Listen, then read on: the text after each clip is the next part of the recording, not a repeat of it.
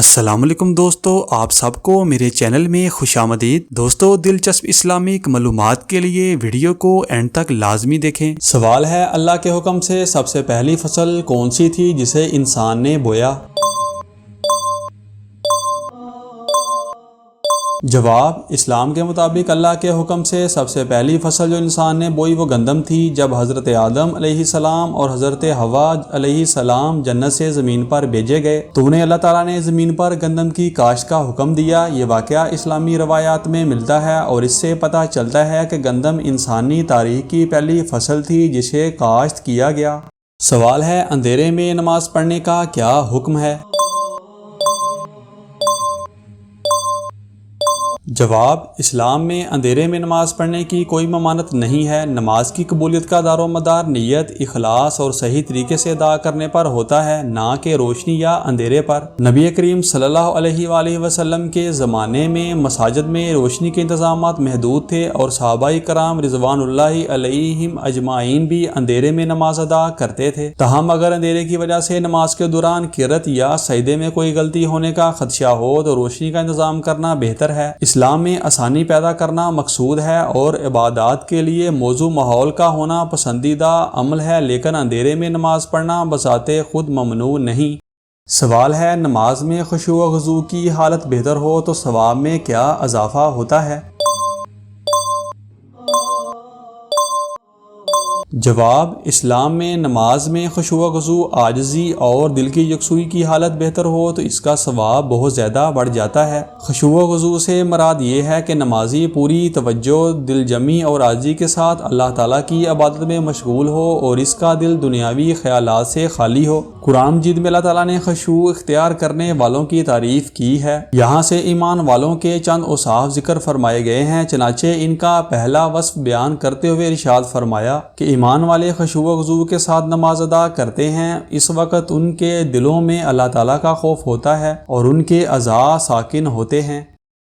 سوال ہے، کون سا گناہ کرنے والا قیامت کے دن کتے کی شکل میں اٹھے گا؟ جواب، غیبت کرنے والے قیامت میں کتے کی شکل میں اٹھیں گے۔ غیبت کرنے والے جہنم کے بندر ہوں گے۔ غیبت کرنے والے جہنم کے کھولتے ہوئے پانی اور آگ کے درمیان موت مانگتے دوڑ رہے ہوں گے اور جہنمی ان سے بیزار ہوں گے۔ غیبت کرنے والے سب سے پہلے جہنم میں جائیں گے۔ سوال ہے، انسان مہمان کتنے دن تک ہوتا ہے؟ جواب، اسلام میں مہمان کی عزت اور خدمت کرنے کو بہت اہمیت دی گئی ہے۔ حضرت محمد صلی اللہ علیہ وآلہ وسلم نے مہمان نوازی کے بارے میں ارشاد فرمایا، جو شخص اللہ اور آخرت کے دن پر ایمان رکھتا ہو وہ اپنے مہمان کی عزت و تکریم کرے، اور یہ واجبی مہمان نوازی ایک دن اور ایک رات کی ہے۔ مہمان کے لیے یہ جائز نہیں کہ وہ اپنے میزبان کے یہاں اتنا ٹھہرے کہ اسے حرج میں ڈال دے۔ مہمانداری ضیافت 3 دن تک ہے اور 3 دن کے بعد میزبان جو اس پر خرچ کرے گا وہ صدقہ ہوگا۔ سوال ہے، وہ کون سی عادت ہے جو انسان کی عقل کو برباد کرتی ہے؟ جواب، اسلام میں ایسی کئی عادات اور اعمال کی نشاندہی کی گئی ہے جو انسان کی عقل اور شعور کو برباد کر سکتے ہیں۔ ان میں سے ایک اہم اور خطرناک عادت نشہ کرنا ہے۔ نشہ چیزیں انسان کی عقل و شعور کو متاثر کرتی ہیں اور اسے حق و باطل میں تمیز کرنے کے قابل نہیں رہنے دیتی۔ قرآن مجید میں اللہ تعالیٰ نے نشے کے بارے میں واضح حکم دیا ہے، اے ایمان والو، شراب، جوا، بت اور پان سے ناپاک ہیں، شیطانی کام ہیں، ان سے بچو تاکہ تم فلاح پاؤ۔ سوال ہے کہ اپنی بیوی کو بہن کہنے سے طلاق ہو جاتی ہے؟ جواب، اسلام کے مطابق کسی شخص کا بیوی کو بہن کہنا زہار کہلاتا ہے، جو کہ غیر مناسب اور گناہ کا عمل ہے، لیکن یہ خود بخود طلاق کا سبب نہیں۔ زہار عرب کے جاہلیت کے دور کا ایک طریقہ تھا جس میں شوہر اپنی بیوی کو یہ کہہ دیتا تھا، تم مجھ پر میری ماں یا بہن کی طرح حرام ہو۔ قرآن مجید میں زہار کا ذکر سورہ مجادلہ میں ہے کہ تم میں سے وہ لوگ جو اپنی بیویوں سے زہار کرتے ہیں اور انہیں اپنی ماں جیسی کہتے ہیں، یہ کہنے سے وہ ان کی مائیں نہیں ہو گئیں بلکہ ان کی مائیں تو وہی ہیں جنہوں نے انہیں جنم دیا ہے، اور بے شک زہار کرنے والے بیویوں کو ماں کہہ کر ناپسندیدہ اور بالکل جھوٹ بات کہتے ہیں۔ بیوی کو کسی طرح ماں کے ساتھ تشبیہ دینا ٹھیک نہیں، اور بے شک اللہ انہیں ضرور معاف کرنے والا اور بخشنے والا ہے۔ سوال ہے اپنی بیوی کو ماں بہن کہنے کا کفارہ کیا ہے؟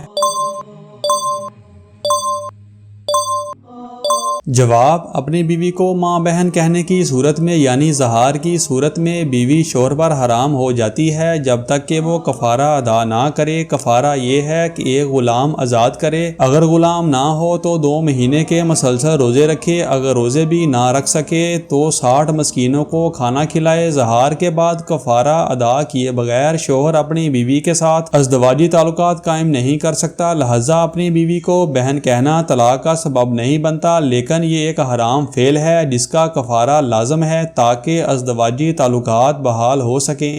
سوال ہے کتنی عمر میں میاں بیوی کو الگ ہو جانے کا حکم ہے؟ جواب: اسلام میں میاں بیوی کو الگ ہونے طلاق کا کوئی خاص عمر سے تعلق نہیں ہے۔ نکاح ایک مقدس اور مضبوط رشتہ ہے اور شریعت میں طلاق کو ناپسندیدہ عمل قرار دیا گیا ہے، لیکن بعض صورتوں میں جائز ہے جب دونوں افراد کے درمیان اختلافات حل نہ ہو سکیں اور ازدواجی زندگی گزارنا مشکل ہو جائے۔ اگر میاں بیوی کے درمیان تعلقات اس قدر خراب ہو جائیں کہ ساتھ رہنا ممکن نہ ہو، تب اسلام میں آخری راستہ طلاق کی اجازت دی گئی ہے، لیکن اس کے لیے مختلف مراحل اور صبر و تحمل سے کام لینے کی ہدایت کی گئی ہے۔ دوستو اگر آپ کو ہماری یہ ویڈیو پسند آئی ہو تو اس کو لائک اور چینل کو سبسکرائب لازمی کریں اور ان خوبصورت اسلامک معلومات کو اپنے دوستوں کے ساتھ شیئر لازمی کریں۔